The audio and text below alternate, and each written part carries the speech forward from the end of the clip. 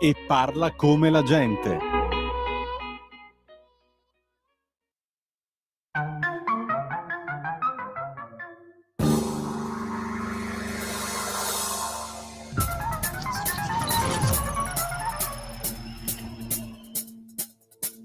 Va ora in onda Zoom, il drive time in mezzo ai fatti con Antonino Danna.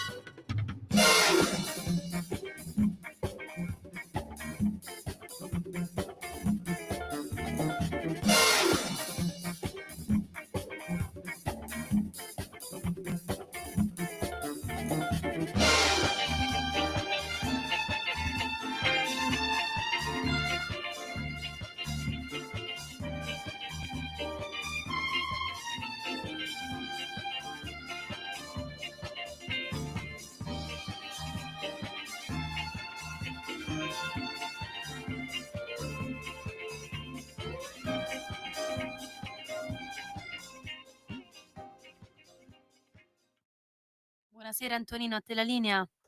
LI7, qui Meri 3, c'è stato un 18-24 in via Bellerio al 41, non ho capito cosa sia il 18-24 perché io, il maresciallo parla inglese, io invece sono italiano, ante uno a volte due, amiche, amici miei, ma non dell'avventura, buonasera, siete sulle magiche onde di Radio Libertà, questo è Zoom, il drive time in mezzo ai fatti. Io sono Antonino Danna, saluto la nostra Sveva e buon lavoro anche a te, mia cara. E questa è la puntata numero 1029 di oggi, martedì 8 di luglio, dell'anno del Signore 2025. Avete ascoltato John Parker, il tema dei Chips 1977 nella versione completa e peraltro con l'arrangiamento di Alan Sorrenti, se permettete, mica cotica.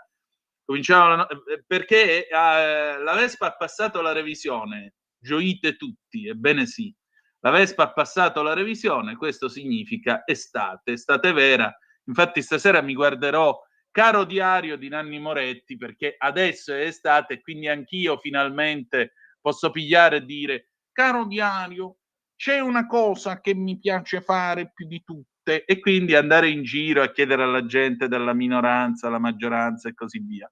Vabbè, a parte questo, chiaro che poi quando salgo in sella al mio destriero necessariamente mi sento poncerello, lo ammetto, lo confesso. Vabbè, comunque, le nostre coordinate sono sempre 340-670-9659 oppure per le zappe, oppure per il telefono 0292947222 quando lo dirò io. Radiolibertà.net, fesso chi non lo legge perché vi perdete un bellissimo giornale online dove ci sono i Liberamente del direttore responsabile Giovanni Sallusti, gli Autodafé di Giulio Cainarca, la rassegna stampa di Sammy Varin, le videopillole e molto altro ancora. Per finire vi ricordo, come sempre, date il sangue in ospedale, serve sempre, salverete vite umane e chi salva una vita umana salva il mondo intero. Ma adesso, cara Sveva, se sei pronta, io direi di passare direttamente al diritto e rovescio di lui, l'implacabile Pierluigi Magnaschi. Vai pure se vuoi.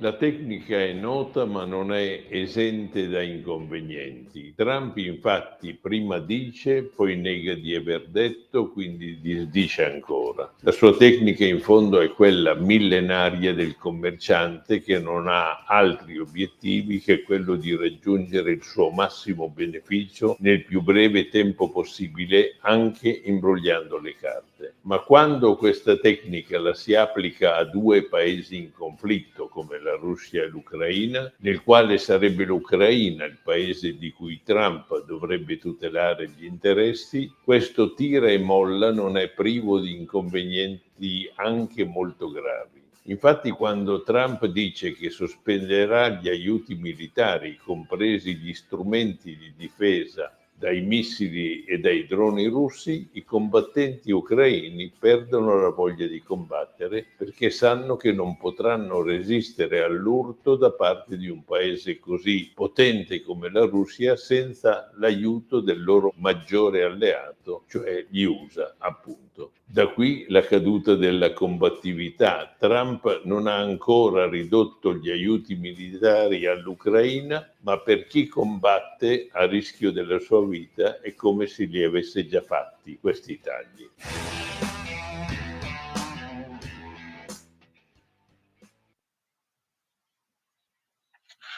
Di nuovo a te la linea, Antonino.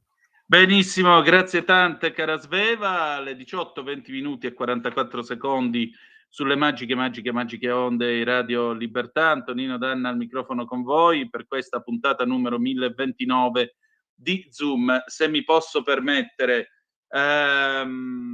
adesso tra poco avremo l'onorevole Francesco Bruzzone per il Qui Parlamento. Nel frattempo io vi do qualche aggiornamento con l'ANSA, vi dico un po' che sta succedendo in questo nostro vasto orbe terracqueo, e questa è una cosa molto grave perché il governo libico ci ha fatto uno sgarbo ed è uno sgarbo istituzionale molto grave. Il governo libico, sentite un po', ha respinto una delegazione UE con il ministro Piantedosi. Mancato rispetto delle procedure di ingresso e soggiorno. Il governo dell'est della Libia ha respinto una delegazione di ministri europei al loro arrivo Antonino, a Bengasi. scusami se ti interrompo. Sì? C'è l'onorevole in linea e mi dice che fra 15 minuti votano, quindi una cosa un Perfetto, po' più allora seria. passiamo subito al Qui Parlamento. Qui Parlamento. Io do un caro saluto all'onorevole Francesco Bruzzone, bentornato tra noi onorevole. Allora, come va Buonasera, saluti a tutti. Ben trovato. Allora, si sta parlando di DL Montagna, che cosa c'è nel focus sulla caccia ai valichi? Tanto alla Camera del DDL Montagna non ne parliamo più, nel senso che qualche minuto fa lo abbiamo definitivamente votato. Ah, benissimo, in tempo reale. Quindi è approvato alla Camera, è stato prima andato al Senato, alla Camera l'abbiamo modificato, ha approvato il testo definitivo, qui la partita è finita, adesso torna al Senato, mi darebbe da dire che è quasi una proforma, nel senso che non verrà modificato, si tratta di capire i tempi, quindi diciamo che il risultato ottenuto. In quel contesto ci sono tantissime cose importanti, quelle tipiche che sappiamo già del disegno di legge della montagna. Qui sono stati aggiunti un paio di passaggi. Uno è, come è noto, il risultato ottenuto in commissione a suo tempo, in quello che riguarda la nuova classificazione di questo animale che si chiama lupo, che non diventa cacciabile, che non sarà oggetto di caccia, ma che con questo passaggio di questa declassificazione a specie protetta semplicemente potrà essere oggetto di piani di controllo. L'altra questione invece è quella più forte, soprattutto sentitissima in Lombardia, che è quella dei valichi montani, che è sì collegata alla caccia, ma che è anche la conseguenza di un combinato disposto di sentenze tra tale Consigli di Stato molto complicate, anche la Corte Costituzionale addirittura, che aveva portato a stabilire che in Lombardia ci sono 425 valichi montani dove è vietato fare tutto quello che è possibilità, ecco.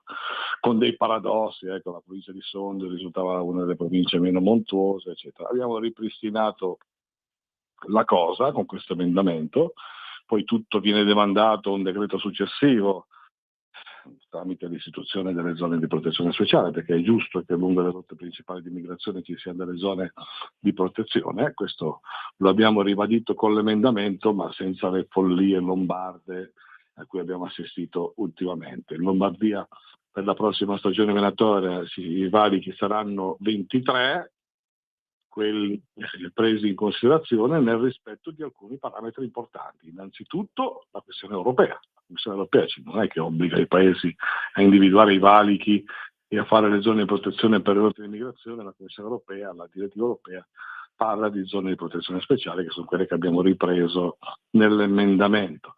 Di rispetto, secondo dato, rispetto della sentenza della Corte Costituzionale, che è del 2022, che ha espresso dei principi, infatti l'emendamento riprende perfettamente i principi della Corte Costituzionale, è una roba un po' tecnica, ma purtroppo è così.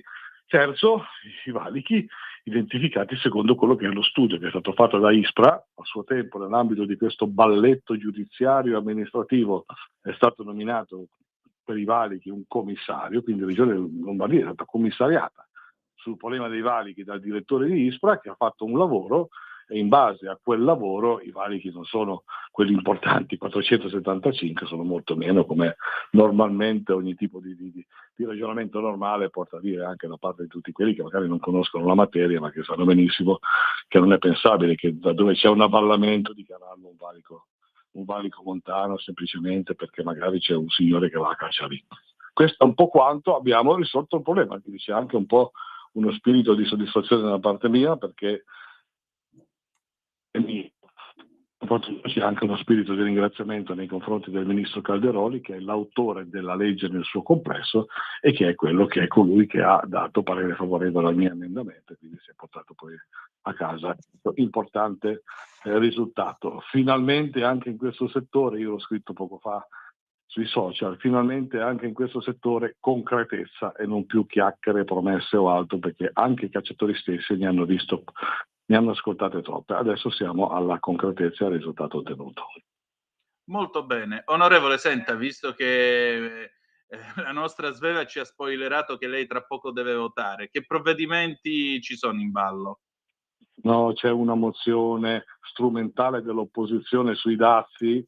Io la chiamo una mozione perditempo, perché non è che con una mozione parlamentare puoi convincere Trump a fare una cosa piuttosto che un'altra. Sono le chiacchiere dell'opposizione alle quali diamo sfogo perché fanno l'opposizione. Voglio ricordare, tornando alla montagna, questa è una di quelle cose che sono rimasto un po' male, che tutte le opposizioni in modo compatto, anche il Partito Democratico, che magari poi viene nelle vallate lombarde a dire certe cose, ha votato contro sia l'emendamento sui valichi, ma ha votato contro la legge sulla montagna. Quindi mi potevo aspettare una presa di posizione così da parte dei Verdi, da parte del Movimento 5 Stelle, che hanno questa visione distorta di quello che è il mondo rurale, ma il Partito Democratico forse avrebbe dovuto ragionare un po' di più, secondo me. Hanno votato contro insieme anche in modo accanito, in modo convinto, questo provvedimento di buonsenso. Adesso sono di là che stanno chiacchierando sul tema dei dazi, fra qualche minuto, proprio che sai di qualche minuto,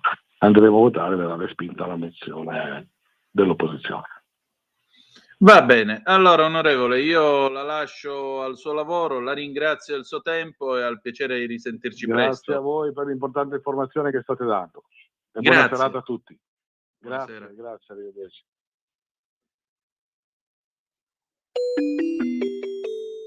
Qui Parlamento. Allora, siccome abbiamo ancora, diciamo così, 1 minuto e mezzo, io ringrazio ancora l'onorevole Bruzzone, mi ricollego alla notizia che vi stavo dando prima. Allora, sentite qua, questa è l'ANSA. Il governo dell'est della Libia ha respinto una delegazione di ministri europei al loro arrivo a Bengasi.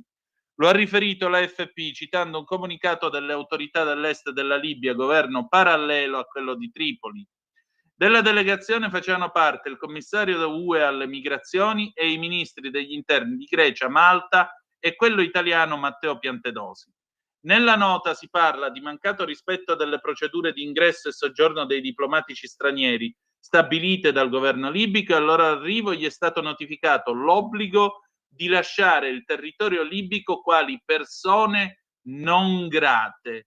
La delegazione dei ministri europei era arrivata in aereo a Bengasi da Tripoli, dove aveva incontrato i rappresentanti del governo di unità nazionale sostenuto dalle Nazioni Unite e presieduto dal premier ad interim Abdul Hamid Mohammed Dbeibeh.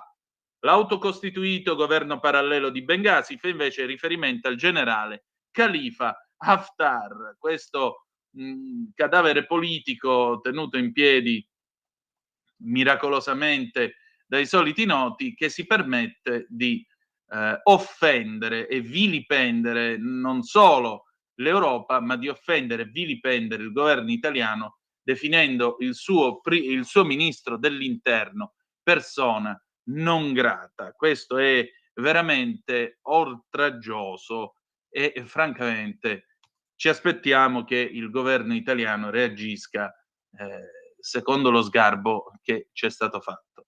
Ma adesso andiamo in pausa, pubblicità, e poi ci sentiamo Lee Greenwood, God Bless the USA, 1984-2024, sì, è l'inno della campagna elettorale di Trump, perché e ne parliamo tra poco. A dopo.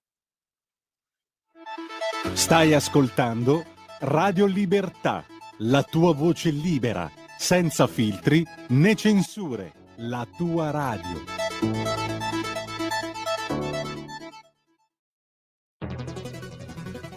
Ogni giorno migliaia di notizie ci raccontano i fatti che accadono in Italia e ogni giorno c'è una voce fuori dal coro. Quotidiano di Sicilia, il quotidiano d'Italia. L'informazione che ribalta i luoghi comuni, una vera visione dei fatti, l'Italia vista da sud. Ogni siciliano che vive in Italia e nel mondo è una risorsa, è protagonista della crescita della nostra nazione. Dai forza alla crescita della nostra isola, abbonandoti al QDS digitale più archivio a soli 99 euro anno. Quotidiano di Sicilia, il quotidiano d'Italia, una scelta di valore. Stai ascoltando Radio Libertà. la tua voce libera, senza filtri né censura. La tua radio.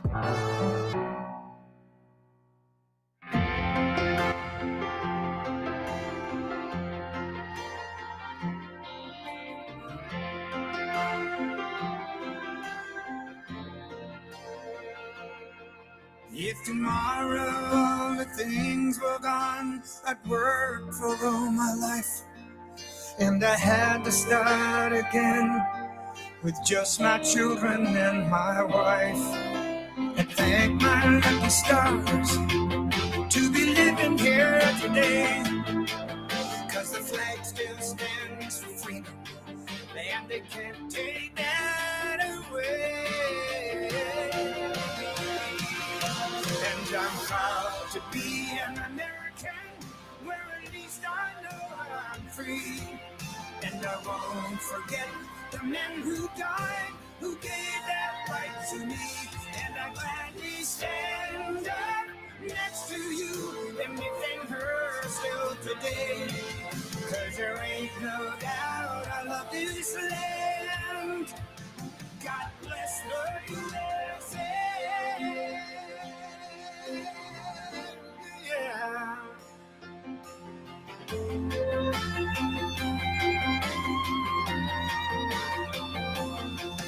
From the lakes of Minnesota to the hills of Tennessee, across the plains of Texas, from sea to shining sea, from Detroit down to Houston and New York to LA. There's pride in every American heart, and it's time we stand and say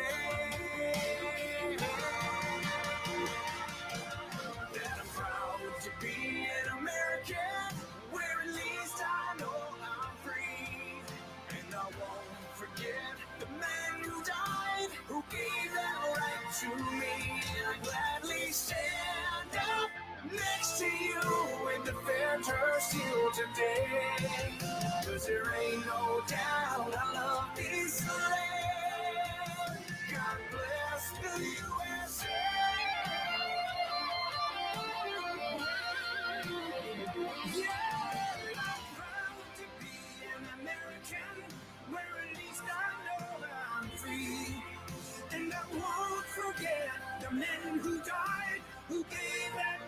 to me, and I gladly stand up next to you and defend her still today.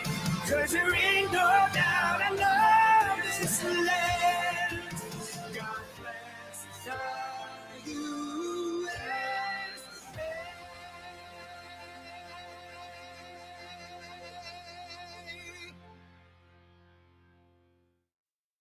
A te la linea, Antonino.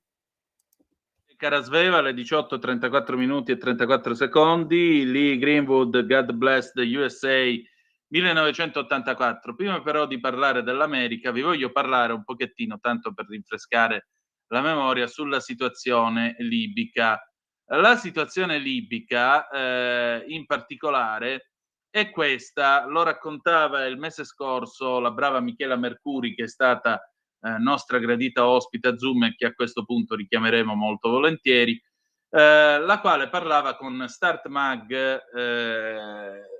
e in particolare Start Magazine, questa rivista molto interessante. Allora, che cosa diceva che cosa diceva la Mercuri? La Mercuri diceva una cosa molto interessante. Noi chi è che appoggiamo in Libia? Perché in Libia sapete che ci sono due governi, sostanzialmente è divisa tra una parte, diciamo, orientale, il quadrante ovest. Nel quadrante ovest c'è Dbeiba, appunto, che è stato visitato quest'oggi dalla delegazione con i ministri dell'interno greco, italiano e il commissario UE alle migrazioni. Dbeiba è sostenuto dall'ONU ed è supportato anche dall'Italia, attenzione. Mentre invece, spiegava sempre la Mercuri, nell'altro quadrante storico libico, l'est, c'è sempre il generale Khalifa Haftar.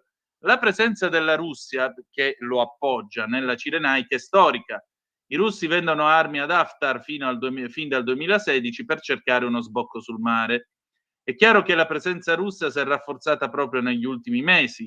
Quando la Russia si è trovata a dover sgomberare le basi siriane, ha deciso di trasferire in tutto o buona parte di questo arsenale in Libia, nei porti di Bengasi e Tobruk, quindi vicino all'Italia, ma anche nell'entroterra libico per quanto riguarda soprattutto la componente missilistica. Un'altra notizia, confermata da immagini satellitari, è che i russi stanno piantando missili a media e lunga gittata nella base dell'area di Seba, che si trova a 900 km a sud di Tripoli, indirizzati verso la sponda nord del Mediterraneo, quindi l'Italia, a 1000 km in linea d'aria da Lampedusa. La presenza russa nell'est libico è sempre più pervasiva e ancora più pericolosa, visto il caos nell'ovest. E poi Saddam Haftar, il figlio di Khalifa, sta guidando l'esercito nazionale libico proprio verso ovest per sfruttare il caos, forse per arrivare a Tripoli. Sicuramente in questo caos il ruolo della Russia potrebbe diventare ancora più pregnante, magari sostenendo l'avanzata di Saddam Haftar, andando a toccare gli interessi italiani nell'ovest tra petrolio e flussi migratori. Quindi questo è il signore che ha dichiarato il ministro Piantedosi persona non grata, tanto per essere chiari. Allora, Start Mag, il quotidiano, scusate, di Michele Arnese, che voglio salutare, l'amico e collega Michele Arnese, pone quest'ulteriore domanda a Michela Mercuri, che come sapete è un'esperta dell'area medio orientale e insegna all'Università di Padova. Quali possono essere le mosse dell'Italia? Dopo l'incontro Meloni-Macron ci può essere una convergenza con la Francia nonostante le posizioni confliggenti del passato? Quando penso alla Francia dico fidarsi è bene, non fidarsi è meglio. È chiaro che sia l'Italia sia la Francia nel recente vertice hanno preso atto della presenza russa sempre più preoccupante. Sulla Libia però rimangono posizioni piuttosto divergenti. Il fatto che vi sia un problema comune, a mio avviso, non lega necessariamente due attori che sono sempre stati competitor in Libia. Bisogna ricordare che Macron ha sostenuto, così come i suoi predecessori francesi, il generale Haftar, mentre l'Italia sostiene Dbeiba. Quindi sono molto scettica su una possibile convergenza dell'Italia e della Francia in Libia. Quindi, signore e signori, qui la situazione è questa. Questo è il galantuomo che ha sbattuto la porta in faccia a Piantedosi, offendendo il governo italiano, dichiarando il ministro Matteo Piantedosi persona non grata. Per cui, nel frattempo, visto che parliamo di Russia, Trump ha appena detto: Putin sta dicendo un sacco di stronzate sull'Ucraina. Dio lo benedica. Adesso parliamo invece di America, parliamo della lite che ha spinto Elon Musk a fondare America Party, perché in teoria dovrebbe nascere questo partito, in realtà poi ce lo spiegherà dopo nel faccia a faccia delle 19.05 Lorenza Morello. Non è stato registrato alcun America Party su nessuna piattaforma in America, per cui è stata forse più una boutade che altro, ma io ne ho parlato con un amico che tutti voi conoscete, Matteo Desio, che vi ricordo va in onda a lunedì alle 9.30 sulle nostre magiche onde. E allora, già che ci siamo, Sveva, quando sei pronta vai pure.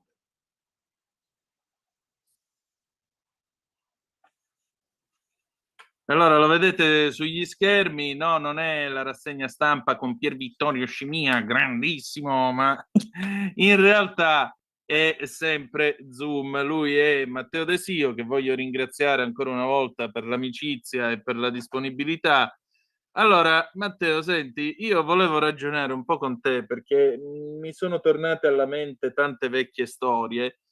Visto che Elon Musk ha deciso di vendicarsi di Trump, poi vabbè, accenneremo anche, se vorrai, allo scambio di cortesie con Bannon, che ha definito un maiale predicendogli Esatto. la galera.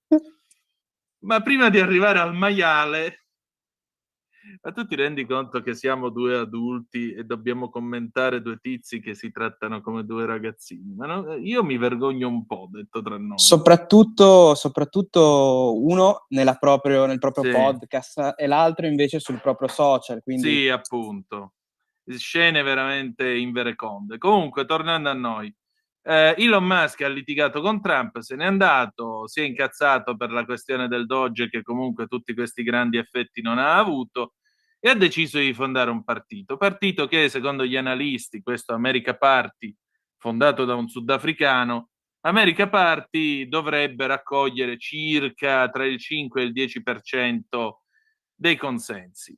Trump è stato zitto per un po', dopodiché parlando con i giornalisti è sbottato, ha detto vabbè, sentite, lui ce l'ha con me perché sostanzialmente io non gli ho rinnovato i finanziamenti per gli incentivi per l'acquisto delle auto elettriche e di conseguenza se l'è presa. Ma io gliel'avevo detto pure prima delle elezioni, guarda che non ci saranno più i finanziamenti per l'elettrico, non ci saranno più incentivi di questo genere, la gente deve essere libera di comprarsi quello che vuole.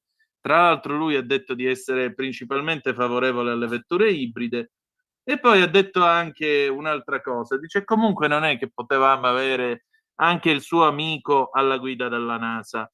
Insomma, quello che è venuto fuori da queste dichiarazioni di Trump è che il ragazzo ha tirato un po' troppo la corda pretendendo di fare più di quello che gli toccava. E quando tu hai a che fare con un uomo dall'ego smisurato come Trump, è sempre bene stare un tono sotto anziché andargli un tono sopra, perché al tono sopra tu non sopravvivi a lungo. Ora la domanda è, caro Matteo, ma questo qui, a parte causare danni se ci riesce, se ci riuscirà alle prossime elezioni, a parte causare danni ai repubblicani e segnatamente a Vance o a DeSantis o allo stesso Rubio che potrebbero scegliere di candidarsi, ecco, dove vuole arrivare questo qua? parliamo comunque di un Elon Musk che si è scordato anche che durante la campagna elettorale Trump ha parlato praticamente facendo una campagna proprio pro anche la trivellazione dell'Alaska e delle altre zone in cui vi sono ancora delle riserve di petrolio. Dove vuole andare Elon Musk?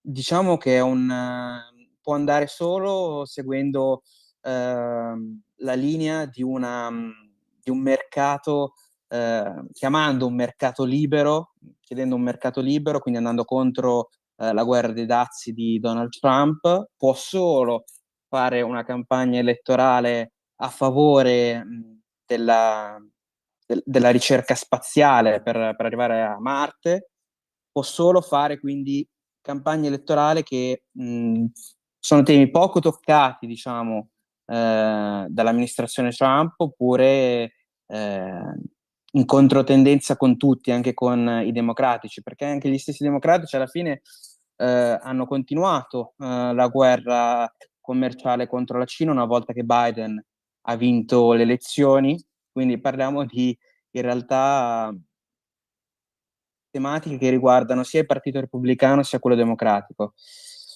Può solo quindi cercare di bruciare ora dei voti repubblicani per le elezioni del medio termine e sperare quindi che un Trump indebolito dalle elezioni del medio termine con democratici che finalmente potrebbero ritornare quindi a sguazzare e a fare forse vera opposizione contro il presidente degli Stati Uniti, può quindi sperare anche di vedere un partito repubblicano o comunque conservatori che si sposterebbero più verso il tycoon sudafricano, quindi verso una politica basata proprio solo sul fare imprenditoria, più che su una politica basata magari più su fare sì imprenditoria, ma anche su le idee politiche ideologiche basate sull'essere conservatori, sull'essere anche diretti avversari poi dei democratici. Secondo me veramente ha tirato tantissimo la corda. Ci sono degli esempi, diciamo, di terzi candidati poi che hanno fatto discretamente alle elezioni presidenziali, ma niente che riguarda invece per quelle da medio termine. Non è detto poi che Elon Musk riesca poi a sostenere i costi di un partito per fare bene poi dopo per le elezioni presidenziali del 2028. Tanti hanno citato però per fare proprio il paragone con i repubblicani, quindi con George Bush senior nel 1992. C'è stato anche l'esempio che ha portato poi alla vittoria di Nixon nel 1968 Era Buchanan, mi pare.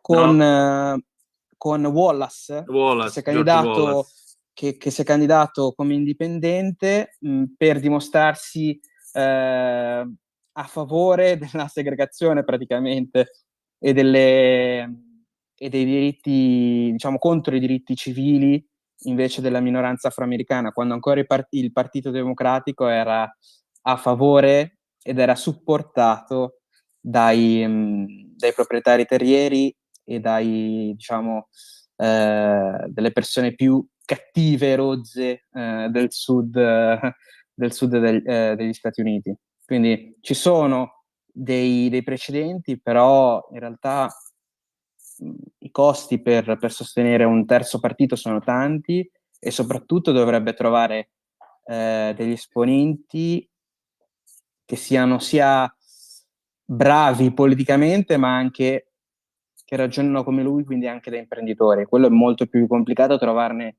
più di uno. Già trovarne uno che sia capace di intercettare i suoi gusti e anche quelli degli elettori è difficile. Non è che può fare la campagna elettorale solo su X, sul proprio social e sperare di fare i balottaggi con i vari sondaggi che riesce a fare con i vari post. Non funziona così.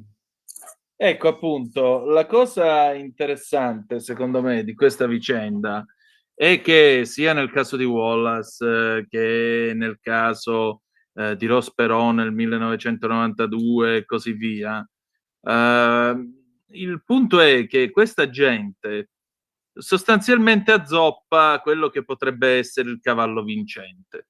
Parliamoci chiaro, nel 1992, se Ross Perot non avesse rubato un po' di voti a George Bush padre, probabilmente Bill Clinton oggi sarebbe un signore in pensione, divorziato da sua moglie e non avrebbe mai conosciuto gli agi e i divertimenti della Casa Bianca, oltre che le responsabilità collegate alla Casa Bianca.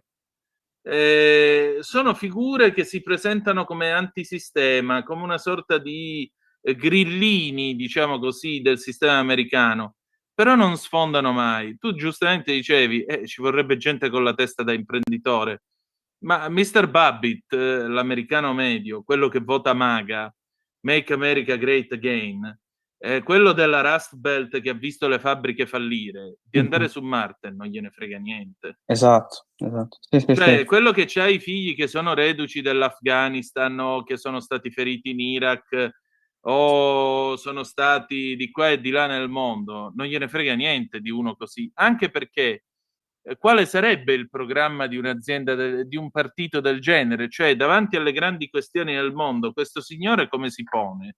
Oltre a saltare, mettere cappellini e apparire come un pittoresco personaggio sul quale peraltro si è sempre speculato di presunti abusi di droghe di vario genere e così via. Cioè, uno così che di suo non è una persona, almeno non viene descritto come una persona molto stabile e tra l'altro un individuo provocatorio. Quando si è comprato Twitter si è presentato col lavandino, oppure quando gli è stato dato il Doge che doveva fare i tagli con la motosega, addirittura questa struttura di dilettanti, perché ha preso gente che non sapeva nemmeno come fosse fatta la pubblica amministrazione americana, hanno tagliato dei servizi essenziali che Trump nel giro di 24 ore ha dovuto rimettere in funzione. Allora, uno così come fa ad attirare dei voti davanti a un popolo che comunque fa del pragmatismo la sua bandiera? Perché gli americani, indipendentemente dalla loro istruzione, da quello che volete, dai loro stereotipi, ma sono gente che comunque ragiona in maniera pragmatica. Allora come può pensare questo di pigliare dei voti? Soprattutto perché lo abbiamo già visto, tra virgolette, all'opera, sappiamo già alcuni suoi pensieri politici, è molto a destra anche per quanto riguarda le idee sociali, contro questo, contro proprio ogni diritto civile per le minoranze, per quanto riguarda i movimenti sessuali, quindi si brucia anche quel bacino di voti che lo apprezzava prima di unirsi tra l'altro alla campagna elettorale di Donald Trump. Era molto apprezzato, prima soprattutto anche del Covid, perché durante il Covid lui voleva tenere le fabbriche aperte nonostante i tanti problemi per quanto riguarda proprio la gestione, no, della malattia e della pandemia. Parliamo di un personaggio che ha pagato persone per giocare ai videogiochi al posto suo per apparire più bravo davanti ai propri sostenitori. Quindi è una persona volatile, quindi non credo che alla lunga possa bruciare dei voti. Vedremo appunto se riuscirà a resistere, quello sarà la cosa importante, se riuscirà a resistere, anzi, fino alle elezioni di medio termine, perché sono temporalmente dietro l'angolo, no? Perché sono l'anno prossimo, però bisogna vedere se una persona che sembra più adolescente lui degli adolescenti di oggi, perché ogni 10 giorni cambia idea. Bisogna vedere se il suo temperamento gli permetterà di arrivare fino al 2026. Sì, ma fondamentalmente è la ripicca di un ragazzino pieno di soldi, che però non lo porterà molto lontano nel mondo reale. Senti, in tutto questo Netanyahu è andato alla Casa Bianca, ha portato questa lettera che ha consegnato a Trump dicendogli ti ho proposto per il premio Nobel per la pace, il candidato islamista alla guida di New York ha detto se Netanyahu provasse a mettere piede qui a New York io lo farei arrestare. Trump gli ha detto provaci e poi vediamo che cosa succede. Ecco, sei solo un comunista. Ecco, anche qui che cosa sta succedendo? Sta succedendo che parte degli americani stanno riscoprendo, diciamo, la politica destra, sinistra, i vari i vari schieramenti, ma stanno dando fiducia a un personaggio che non tanto per le idee comuniste o quelle diciamo più idee politiche più a sinistra, più progressiste, è un problema. Il problema è che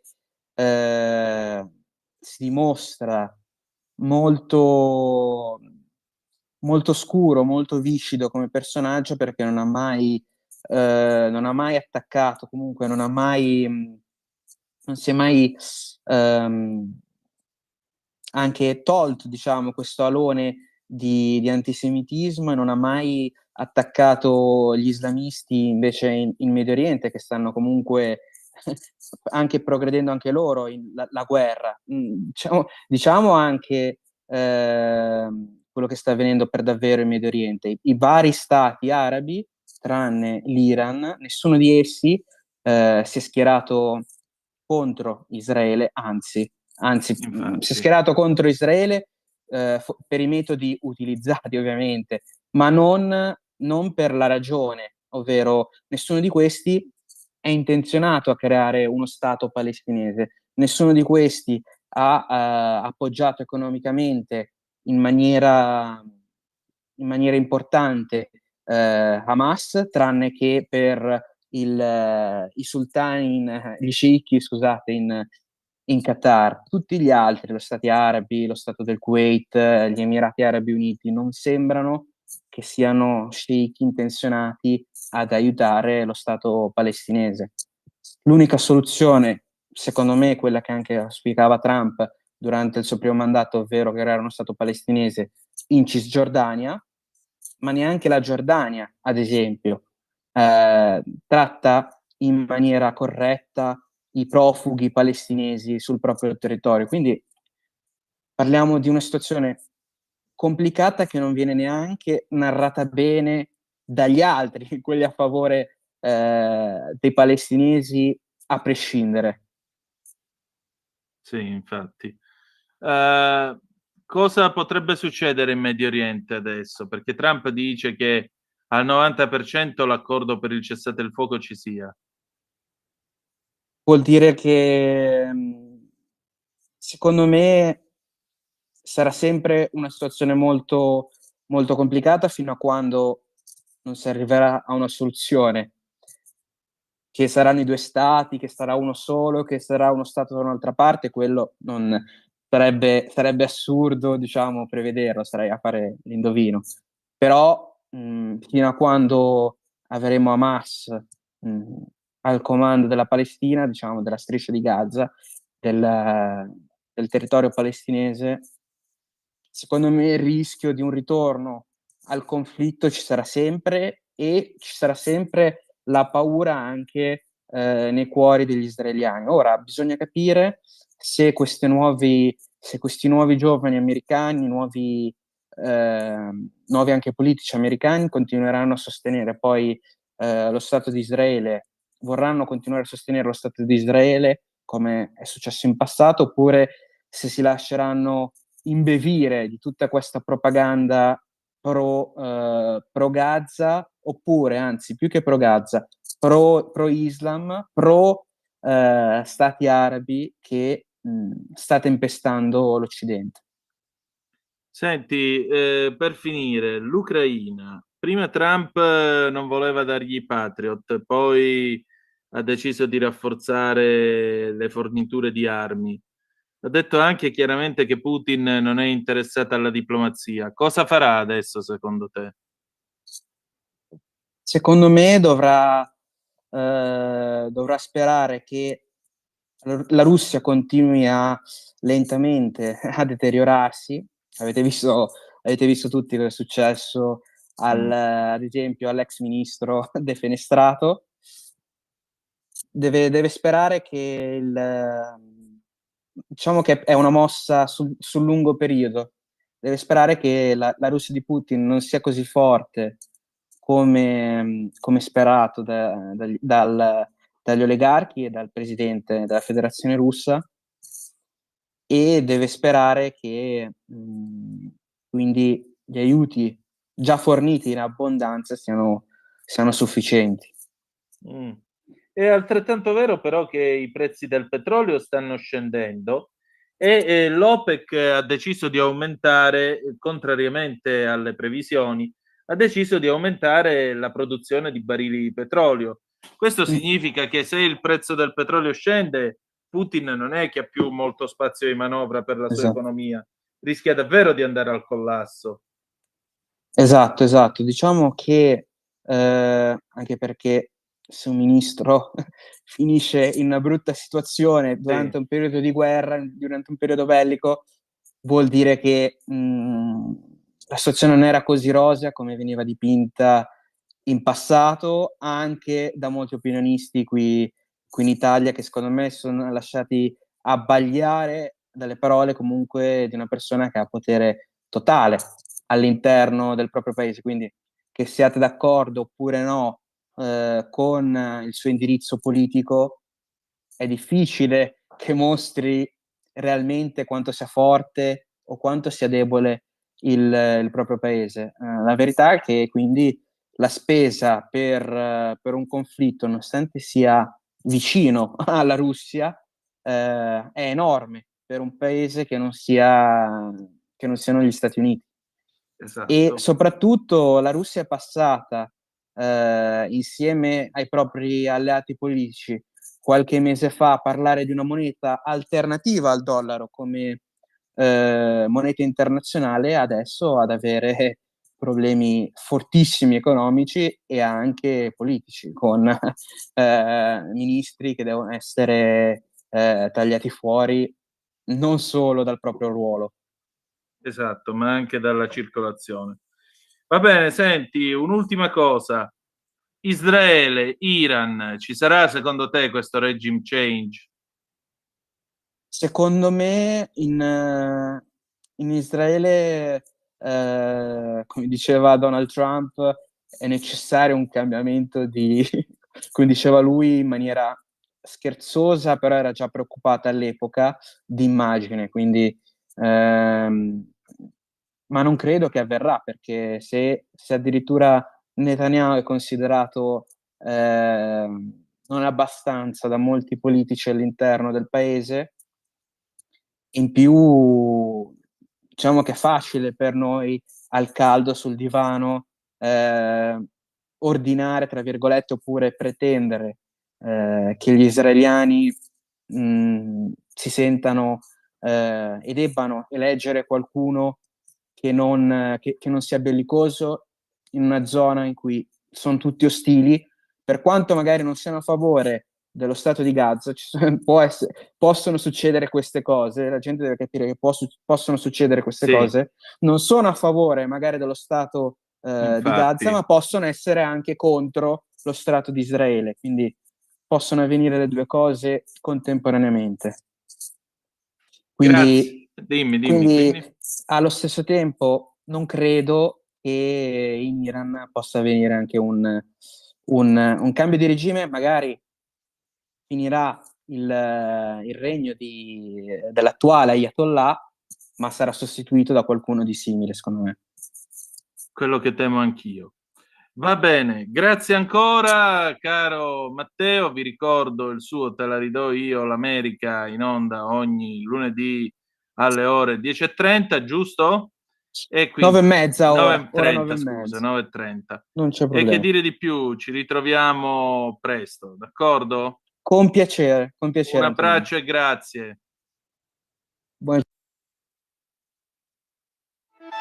Stai ascoltando Radio Libertà, la tua voce libera, senza filtri né censure, la tua radio.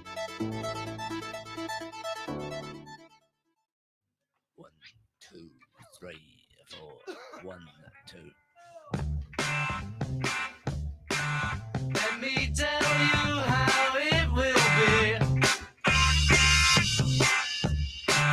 There's one for you, 19 for me. 'Cause I'm the tax man. Yeah, I'm the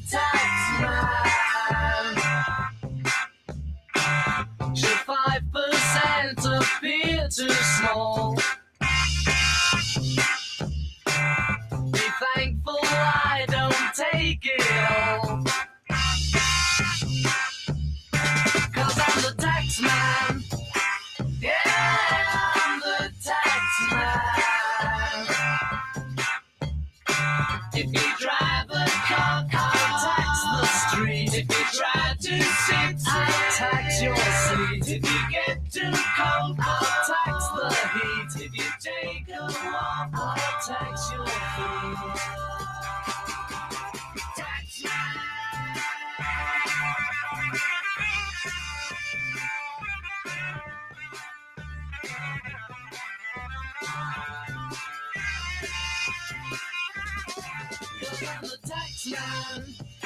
Yeah, I'm the tax man. Don't ask me what I want it for. Mr. Wilson, if you don't want to pay some more, Mr. Heath, 'cause I'm the tax man. Yeah, I'm the tax man. Now my advice for those who die, tax man, declare the pennies on your eyes, tax man, 'cause I'm the tax man. Yeah, I'm the tax man, and you're working for no one but tax man. Di nuovo a te la linea, Antonino. Grazie a te Sveva, alle 19, 5 minuti e 54 secondi sulle magiche onde di Radio Libertà. L'ANSA, Trump, Putin sta dicendo un sacco di stronzate sull'Ucraina ed evoca sanzioni contro la Russia, calo delle scorte. Gli USA hanno solo il 25% dei missili Patriots, il Guardian, esaurimento razzi in Medio Oriente, causa stop a Kiev. Macron a Westminster, gli europei non abbandoneranno mai Kiev. Vediamo che cosa scrive quindi l'ANSA. Putin sta dicendo un sacco di stronzate sull'Ucraina. Lo ha detto Donald Trump rispondendo ai reporter durante una riunione di governo. Trump ha anche rievocato l'ipotesi di sanzioni contro la Russia. Ci stiamo pensando con forza, ha detto, rispondendo alle domande dei giornalisti, ma senza entrare nei dettagli. Vogliamo dare armi difensive all'Ucraina, ha detto Trump, perché Putin non sta trattando bene gli esseri umani, sta uccidendo troppe persone. Gli USA dispongono solo di circa il 25% di missili intercettori Patriots necessari per tutti i piani militari del Pentagono, dopo aver esaurito le scorte in Medio Oriente negli ultimi mesi. Un calo allarmante che ha portato l'amministrazione Trump a congelare l'ultimo trasferimento di munizioni a Kiev, lo scrive il Guardian. Le scorte di Patriots sono scese così in basso da suscitare preoccupazione al Pentagono per il rischio di compromettere potenziali operazioni militari USA, e il vice segretario alla difesa Stephen Feinberg ha autorizzato l'interruzione della fornitura in corso con l'ok del capo Pentagono Pete Hegseth. Donald Trump sembra aver rivisto almeno in parte quella decisione lunedì, quando ha annunciato ai giornalisti a margine di una cena alla Casa Bianca col primo ministro israeliano Benjamin Netanyahu che avrebbe inviato altre armi all'Ucraina, benché non abbia rivelato se ciò include i sistemi Patriot. Trump ha anche detto al presidente ucraino Volodymyr Zelensky durante una telefonata di aver ordinato una revisione delle scorte delle armi USA, ma di non averne ordinato il congelamento, di non aver ordinato il congelamento degli aiuti militari a Kiev, secondo fonti informate sulla conversazione. Tuttavia, la decisione presa il mese scorso di interrompere il trasferimento, come descritto da 4 persone direttamente a conoscenza della questione, si basava in gran parte sul sistema di monitoraggio globale delle munizioni al Pentagono, utilizzato per generare il livello minimo di munizioni necessario per attuare i piani operativi delle forze armate statunitensi. Secondo il sistema di monitoraggio gestito dai capi dello Stato Maggiore Congiunto e dall'Agenzia di Cooperazione per la Sicurezza e Difesa del Pentagono, le scorte di diverse munizioni critiche sono rimaste al di sotto di tale soglia per diversi anni, da quando l'amministrazione Biden ha iniziato a inviare aiuti militari all'Ucraina. L'amministrazione Trump ha avviato una revisione del livello di esaurimento dei missili Patriot e di altre munizioni intorno a febbraio, hanno affermato le fonti. Le discussioni si sono accelerate dopo che gli Stati Uniti hanno schierato un maggior numero di intercettori in Medio Oriente a supporto della campagna degli Houthi e in Israele. La situazione si è ulteriormente aggravata in seguito alla decisione di Trump di bombardare gli impianti nucleari iraniani il mese scorso, quando gli Stati Uniti hanno lanciato quasi 30 missili Patriot per intercettare i missili balistici iraniani lanciati in rappresaglia contro la base di Al-Udeid in Qatar. Bene, vedremo che cosa succederà. Nel frattempo, tra l'altro, il presidente Macron ha parlato alle Camere del Parlamento britannico, ha parlato in inglese e ha detto che Francia e Regno Unito sono unite nel guidare la coalizione dei volenterosi e gli europei non abbandoneranno mai l'Ucraina di fronte all'aggressione della Russia di Vladimir Putin. Questo è quanto. Adesso però avete ascoltato i Beatles prima con Taxman del 1966 dall'album Revolver. Torniamo a parlare di nuovo di Trump, ma stavolta dei dazi. E ne parliamo con una gradita ospite, Lorenza Morello, giurista d'impresa, profonda conoscitrice degli Stati Uniti d'America. Sveva, quando vuoi vai pure. Allora, questa sera io ho il piacere di ritrovare Lorenza Morello, valente giurista d'impresa e nostra gradita ospite varie volte qui a Zoom. Lorenza, per tanti motivi professionali e personali, è molto legata ed è una profonda conoscitrice degli Stati Uniti d'America. Allora, questi dazi, Lorenza, saranno dazi amari e per chi? Ma allora, anzitutto saranno dazi amari, lo sono già perché il mondo vive di dazi da sempre. Questa cosa che mi fa abbastanza sorridere e sembra che il presidente Trump abbia inventato i dazi, no ragazzi? Fa anche rima. I dazi esistono da quando esiste il commercio tra uno Stato e l'altro con delle legislazioni fiscali differenti o semplicemente con delle politiche commerciali differenti. Quindi questa cosa cerchiamo di capirla tutti e di mettercela bene in testa, anche se col caldo si fa un po' più fatica ad assimilare una nozione. Comunque i dazi sono una pratica commerciale diffusa nel mondo che non ha inventato il presidente Trump. Il presidente Trump che cosa sta facendo? Il presidente Trump sta giocando sullo scacchiere politico internazionale differenti guerre.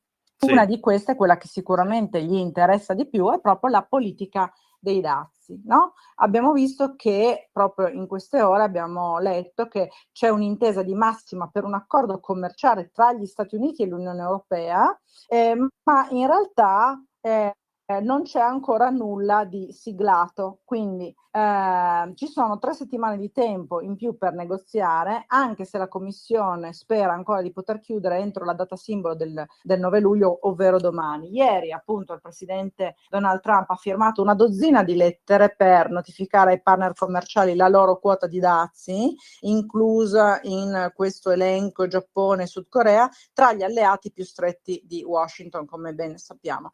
Per il momento, come dicevo, non c'è ancora traccia di quella indirizzata all'Unione Europea perché c'è un'idea, si parla di un accordo di massima, ma poi la Casa Bianca sposta la scadenza, Bruxelles punta a chiudere domani, abbiamo visto un Giappone con delle tasse maggiorate, il Sudafrica e altri paesi. Sono tutte politiche che vengono strumentalizzate sia dai media che dal tycoon stesso per aumentare quello che in realtà è poi il punto focale di tutte le guerre in atto da sempre, cioè il fatto che il sistema economico e anche il sistema consumistico, così come noi lo abbiamo conosciuto fino ad oggi, io e te Antonino siamo più o meno coetanei e quindi ci ricordiamo ancora, no? Quando nell'Italia degli anni 90 c'era comunque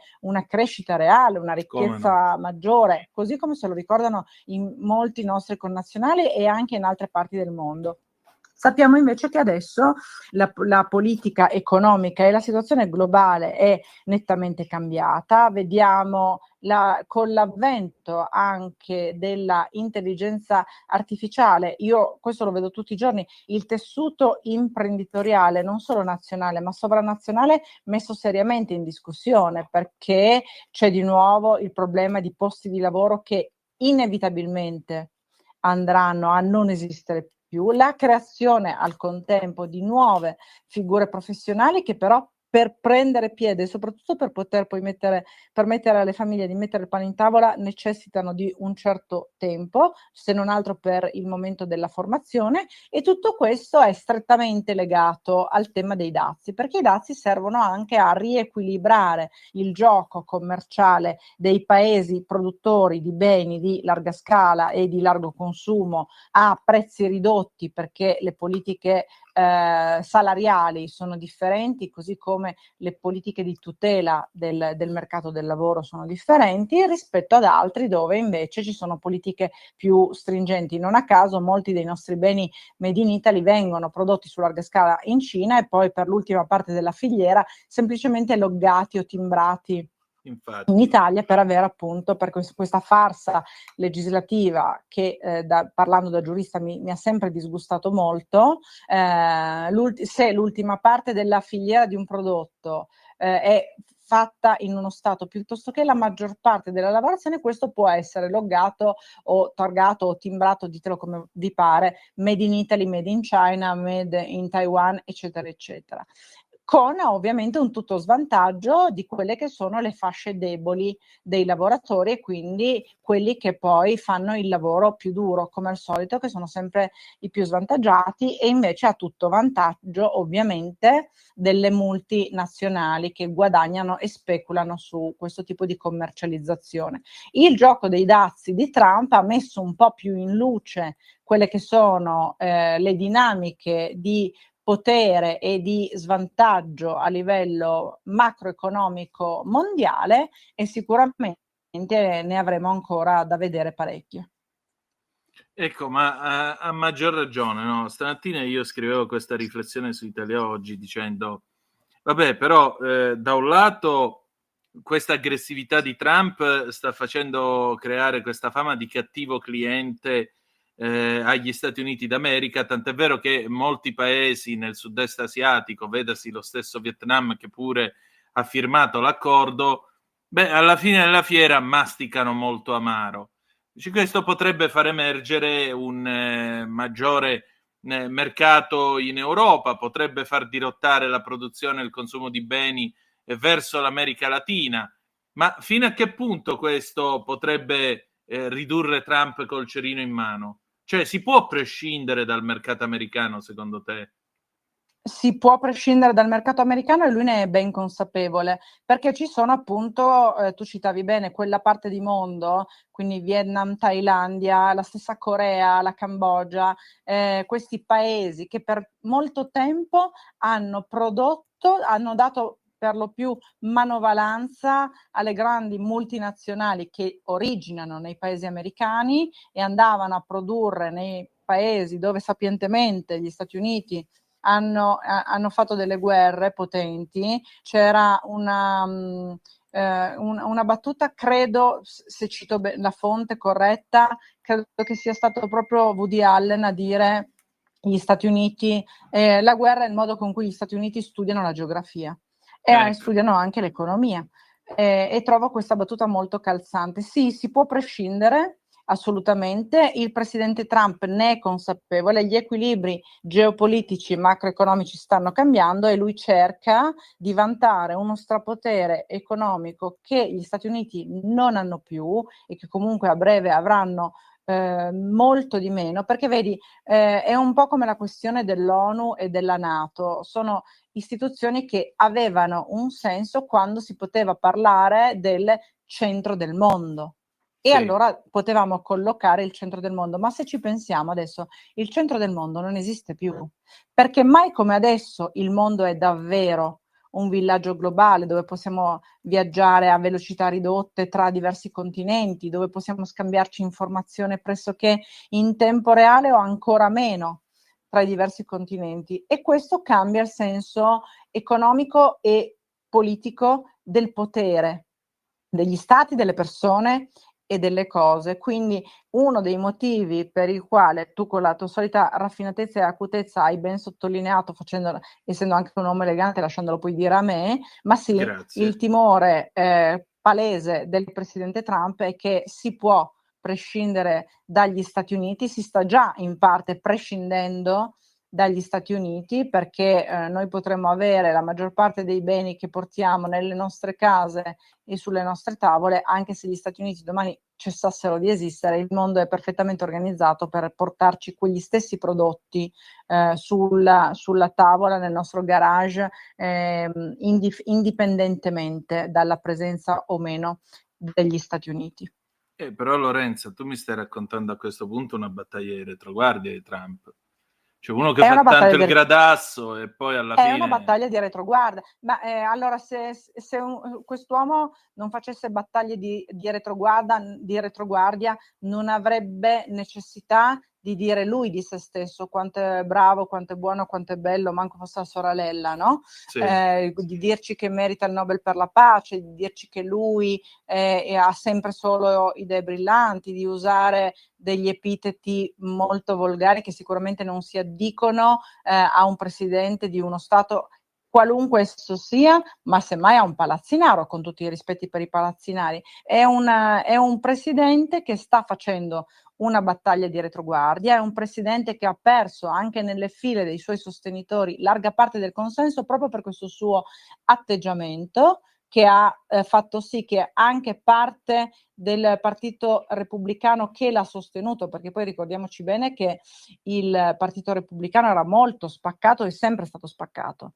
sull'investizione della corsa presidenziale del presidente Trump. Con queste sue ultime uscite, con l'estrema vicinanza con un personaggio che chiamare discutibile è dir poco, quale il presidente Benjamin Netanyahu, il presidente Trump continua a fare il gradasso perché sa bene che il suo potere si sgretola sotto i suoi piedi, e forse l'unico che ci crede ancora così fermamente è lui, e magari neanche 24 ore su 24. Ecco, tanto per essere chiari. Ma a maggior ragione, questa battaglia, questa guerra dei dazi, secondo te il 1° agosto che potrebbe succedere? Io non mi aspetto mai un grande cambiamento in un giorno prefissato. Queste sono le date che vengono fornite soprattutto ai media mainstream per incutere timori, influenzare i mercati, e poi abbiamo visto che ogni volta che si è profilata la data, no, fatidica, dove qualcosa doveva accadere, questo è sempre stato il minimo dei rischi, e poi in realtà le grosse catastrofi, i crolli della borsa avvengono sempre in momenti inaspettati, e quindi non mi aspetto nulla di particolare, se non appunto una cronaca di una morte già annunciata di alcuni settori imprenditoriali che poi andranno in realtà già a reinventarsi altrove per il 1° agosto di per sé. Mi aspetto invece, come si aspetta la maggior parte degli analisti politico-economici, un riassetto delle logiche, delle politiche economiche globali, perché c'è un modello di business che non esiste più a fronte di uno che si sta creando man mano, e questi sono semplicemente gli scossoni, semplicemente per modo di dire ovviamente, gli scossoni di assestamento. Lorenza, per finire una battuta. Musk che se ne va e fonda questo America Party.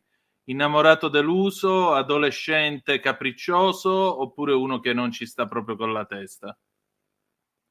Un po' tutte e tre le cose, però diamo anche qui una notizia, spoileriamo questa cosa per gli amici all'ascolto. Musk ha annunciato, dopo aver fatto il sondaggio sulla sua piattaforma, quindi già qui non è esattamente, no, un sondaggio libero fatto tra tutti, perché tu già chiedi agli utenti della tua piattaforma, questi si esprimono nel 65% dicendo che in America ci sarebbe la necessità di una nuova forza perché quella attuale non garantisce la democrazia, che ti autoproclami. È come Napoleone che si incorona imperatore la notte di Natale. Però, per tutti gli amici all'ascolto, il partito di Elon Musk, American Party, è stato annunciato, ma al momento non è stato depositato e non è stato iscritto nessun nuovo partito su nessun portale degli Stati Uniti d'America. Ah, ecco, quindi potrebbe essere stata solo un'esplosione d'ira. Potrebbe essere stata una boutade pubblicitaria, potrebbe aver tastato il polso dell'America per vedere la reazione, potrebbe essere una cosa che sta meditando di fare. Comunque al momento è stata un'ennesima trovata pubblicitaria di una persona che non fa mistero di avere delle addiction forti, che spesso hanno determinato anche a fronte dei suoi tweet dei crolli bruschi delle sue aziende in borsa, e quindi se fosse in Italia io suggerirei un bel amministratore di sostegno per un soggetto simile. Non sarebbe una cattiva idea. Grazie Lorenza. Grazie a te come sempre, grazie a tutti gli ascoltatori di Radio Libertà. Di nuovo a te la linea, Antonino.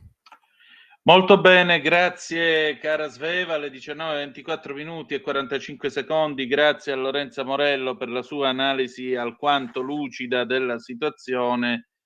È una battaglia di retroguardia, sì, che sta combattendo Donald Trump, e molto probabilmente questo favorirà l'emersione di una nuova realtà economica, di un nuovo assetto economico del mondo. Ça va sans dire, tutte le epoche storiche alla fine hanno dei cambiamenti, alla fine hanno delle conclusioni. Non è che l'impero americano sarebbe potuto durare in eterno. È altrettanto vero però che naturalmente ci vorrà, insomma, sarà molto, molto lungo il suo declino, comunque molto lunga l'affermazione di un nuovo ordine mondiale. Ciò non vuol dire che l'America sparirà o no, niente di tutto questo. Molto semplicemente il suo ruolo mondiale, il ruolo della superpotenza gradualmente finirà per ridursi rispetto a quello che ha avuto nella seconda metà del XX secolo e che avrà molto probabilmente almeno fino alla metà di questo secolo. Abbiamo degli aggiornamenti su questa vicenda del ministro Piantedosi, della delegazione europea che è stata cacciata dalla Libia del generale Haftar. Cosa succede? Succede che l'ANSA dice che fonti qualificate spiegano all'ANSA che c'è stata un'incomprensione protocollare non gestita dalla rappresentanza italiana alla base dello stop alla missione diplomatica col ministro dell'interno Matteo Piantedosi a Bengasi, Libia. Il problema, sottolineano le stesse fonti, non ha mai riguardato assolutamente la componente italiana della delegazione e men che mai i rapporti bilaterali con l'Italia. Quindi a questo punto chi è che è stato dichiarato persona non grata? Ne parlerò con Piantedosi appena possibile, ha detto il vice premier e ministro degli esteri Antonio Tajani, commentando le notizie secondo cui il governo dell'est della Libia ha respinto una delegazione di ministri europei, appunto, tra cui il titolare dell'interno italiano Piantedosi al loro arrivo a Bengasi. Questo è quello che dice l'ANSA alle 19:27 minuti e 22 secondi e naturalmente a questo punto il mistero si infittisce. Cioè tu hai un ministro dell'interno che è in missione speciale all'estero, che sta andando in un posto che tra l'altro non è propriamente Piccadilly Circus, e tu non predisponi niente, mi sembra, non lo so. Punto di domanda, vedremo che altri chiarimenti riceveremo in materia nelle prossime ore. Parliamo anche di Europa, perché signore e signori l'Europa ci bacchetta sul conflitto di interessi e media e dice che l'Ungheria è ancora la maglia nera dello Stato di diritto, scrive ancora l'ANSA. Dal governo Orban più pressioni sui media, contesto di deterioramento per le ONG. Il sesto rapporto sullo Stato di diritto della Commissione dell'UE fotografa ancora una volta un'Ungheria da maglia nera. Budapest colleziona infatti nel 2025 il maggior numero di raccomandazioni, ben 8, oltre a registrare nessun progresso in diversi ambiti, tra cui la lotta alla corruzione ad alto livello, la riforma sul lobbismo, l'indipendenza dei media nel servizio pubblico, la promozione di uno spazio civico sicuro. Unico progresso significativo registrato, quello sull'aumento della remunerazione dei giudici in linea con gli standard europei. La relazione sottolinea il persistere di pressioni indebite su alcuni giudici, in particolare in merito ai dibattiti interni su questioni chiave relative all'indipendenza della magistratura.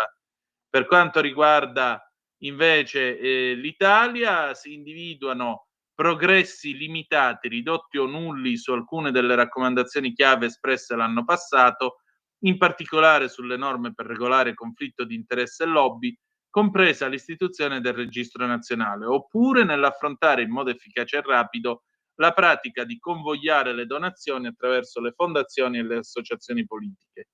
Male anche la protezione per i giornalisti, dato che non vi sono progressi nel proseguimento dell'iter legislativo relativo al progetto di riforma in materia di diffamazione e tutela del segreto professionale.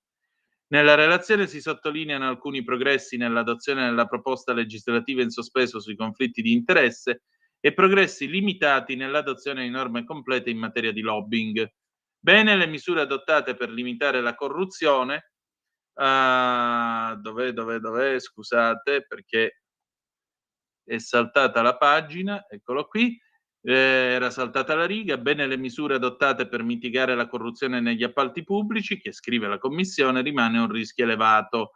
Particolare attenzione poi per la libertà di stampa. Sebbene esistano norme e iniziative specifiche per la loro tutela, i giornalisti continuano a incontrare difficoltà nell'esercizio della loro professione.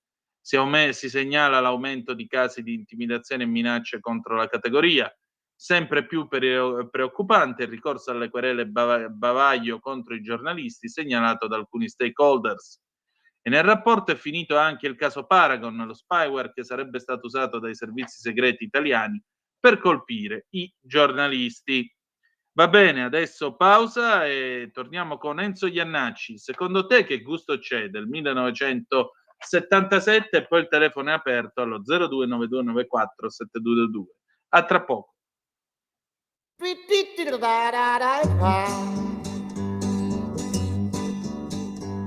Ho visto 3 bambini sulla moto di Agostini. Secondo te che gusto c'è? Chitarre con le dita, strapparsi via le note. Secondo te che gusto c'è? Ho visto padre e figlio mangiarsi il portafoglio. Secondo te? Per un bicchiere di vino ho visto un treno in riva al mare. Gira l'Olanda, gira perché l'America le grande più sente lei, più di lei. Gira si sa, perché l'America meno male sempre. Perché secondo me vale più un bel litro di minestre che un mondo di palline nascosto nella testa. E poi secondo me rimanere chiusi in ascensore è come stare calmi quando si fa l'amore. Se la musica c'è la cantiamo anche in 3, massimo 4,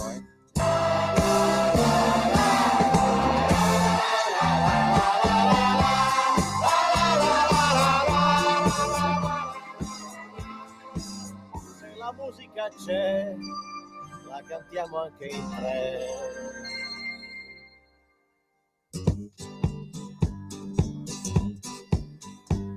Ho visto un bell'omino assaltare un cadreghino. Secondo te che gusto c'è? Campione centravanti, finire nel pallone. Secondo te che gusto c'è? Ho visto un fiore rosso piegarsi dentro a un fosso. Secondo te? Per un bicchiere di vino il mio destino non cambierà. Gira l'Olanda, gira perché l'America le grande più sente lei, più di lei. Gira si sa, perché l'America meno male sempre là. Perché secondo me vale più uno. La linea, Antonino.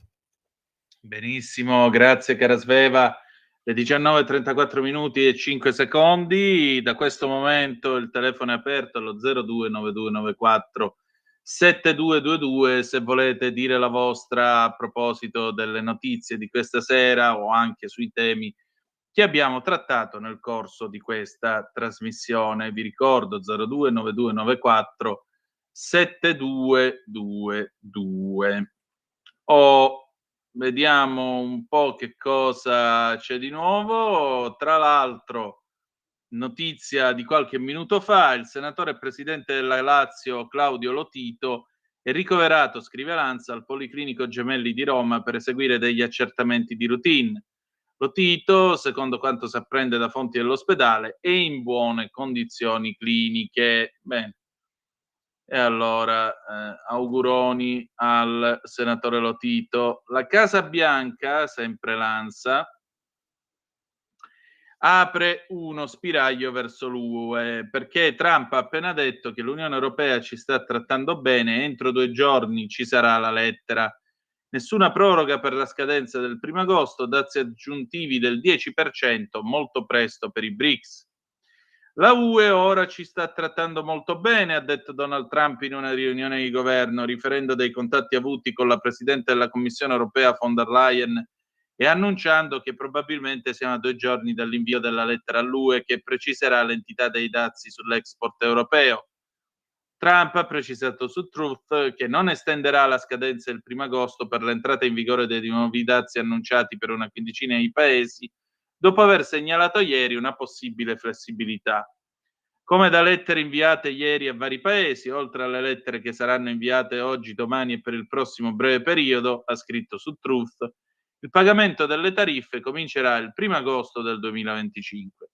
Questa data non ha subito modifiche, non subirà modifiche. In altre parole, tutti i pagamenti saranno dovuti e pagabili a partire dal 1 agosto 2025.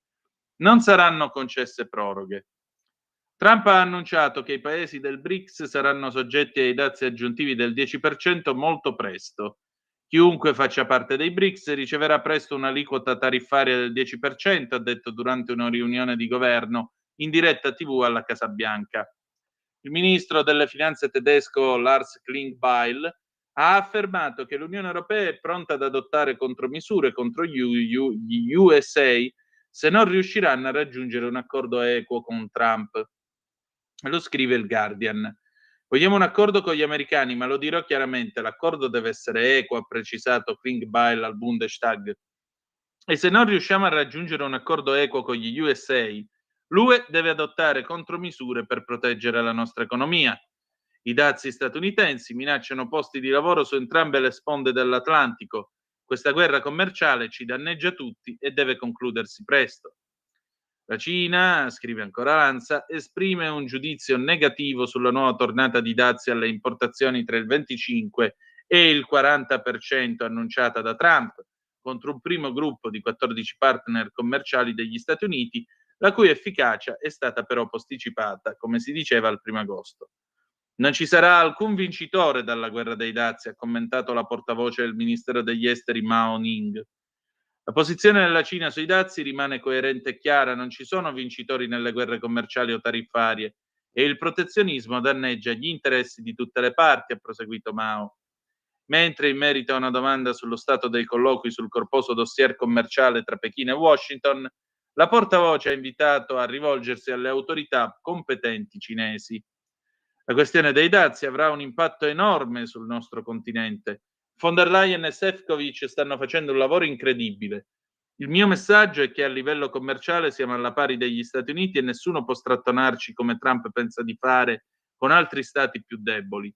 Per questo dobbiamo restare uniti, ha detto il capogruppo del PPE al Parlamento europeo Manfred Weber in conferenza stampa a Strasburgo.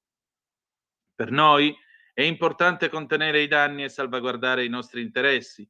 Se si raggiungerà un accordo generale, la questione della reciprocità dovrà essere sul tavolo. Nell'Ecofin, infine, oggi discuteremo anche della situazione e prospettive economiche che sono offuscate anche dall'incertezza politica che ci circonda, in particolare sui dazi. A questo proposito, da parte dell'UE, Continuiamo a negoziare con l'obiettivo di raggiungere un accordo di principio il prima possibile. Lo ha detto il commissario all'economia UE Vadis Dombrovskis arrivando all'incontro a Bruxelles.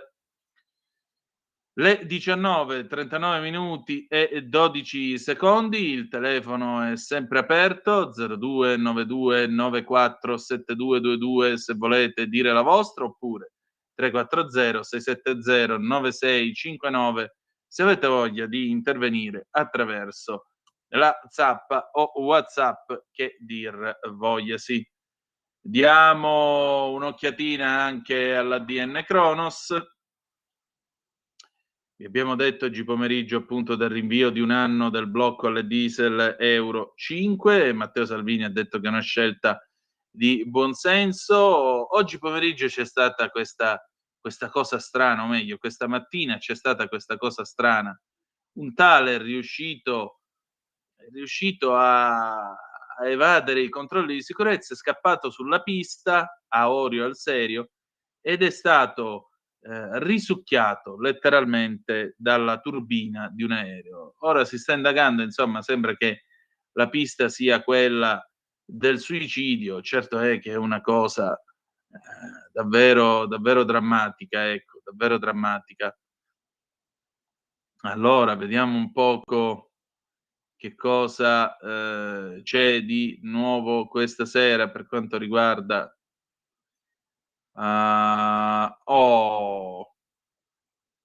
almeno diamo un'occhiatina almeno alle previsioni del tempo. Com'è il tempo da voi? Sono state delle giornate, ragazzi, veramente di caldo porco, ma proprio caldo porco di quelli da morire, vero o no?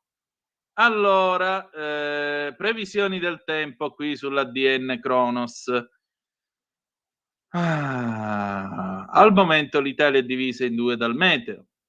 Mentre al sud le temperature sono ancora alte, temporali e grandinate hanno colpito le regioni settentrionali. Negli ultimi giorni abbiamo sperimentato una delle fasi più roventi della storia climatica non solo italiana, ma anche di buona parte del bacino del Mediterraneo e dell'Europa centrale. Abbiamo toccato temperature da record con valori di circa 7-8 gradi al di sopra delle medie di riferimento. Ora purtroppo rischiamo di pagare a caro prezzo questo eccesso di calore, ha detto all'ADN Cronos Mattia Gussoni, meteorologo del Meteo.it, precisando che l'aumento della temperatura atmosferica incrementa la capacità dell'aria di trattenere vapore acqueo e un'atmosfera calda e umida può essere considerata carburante ideale per innescare fenomeni temporaleschi particolarmente violenti.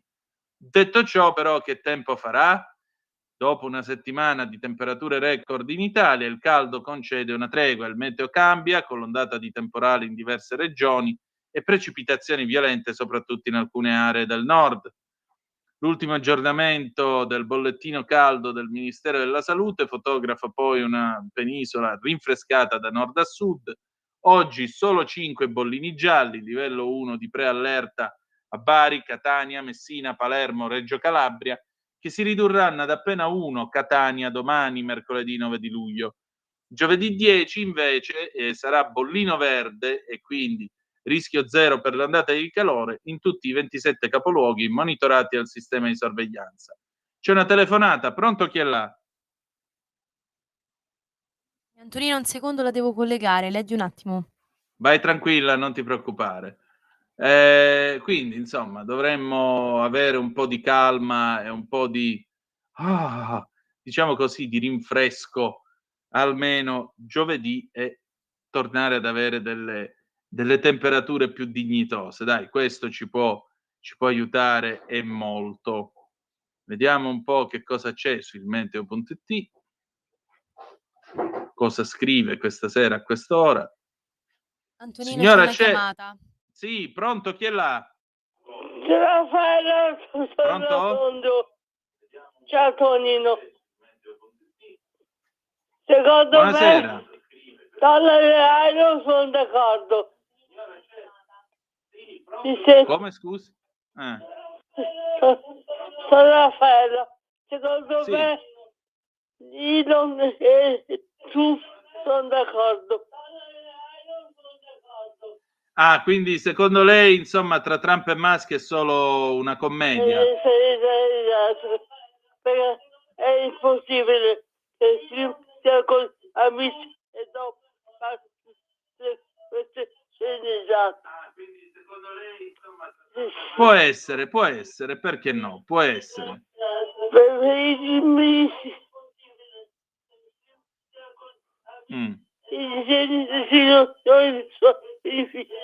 Infiniti.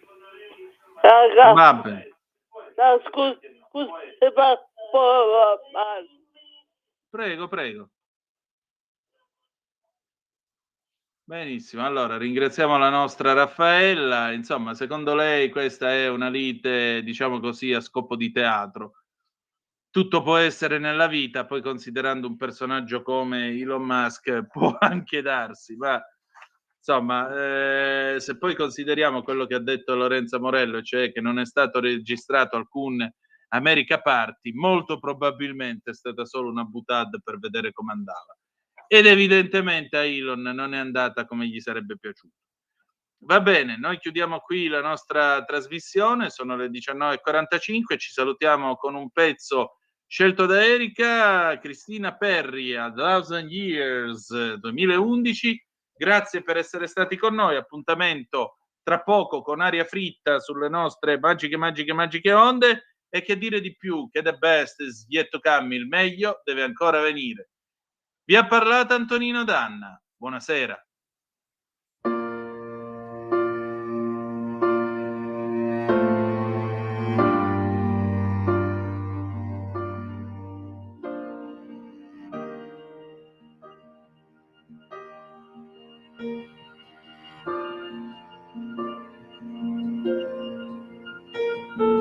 Heart beats fast, colors and promises. How to be brave? How can I love when I'm afraid to fall? Watching you stand alone, all of my doubt suddenly goes away somehow. One step closer. I have died every day waiting for you. Darling, don't be afraid. I have loved you for 1,000 years. I love you for 1,000 more.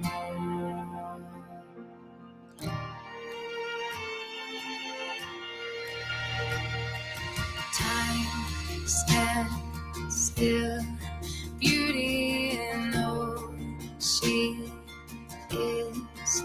I will be brave, I will not let anything take away.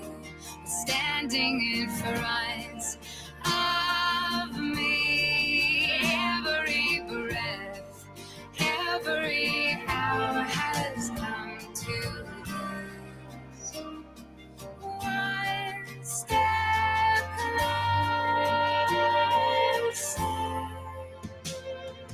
I have died every day waiting for you. Darling, don't be afraid. I have loved you for 1,000.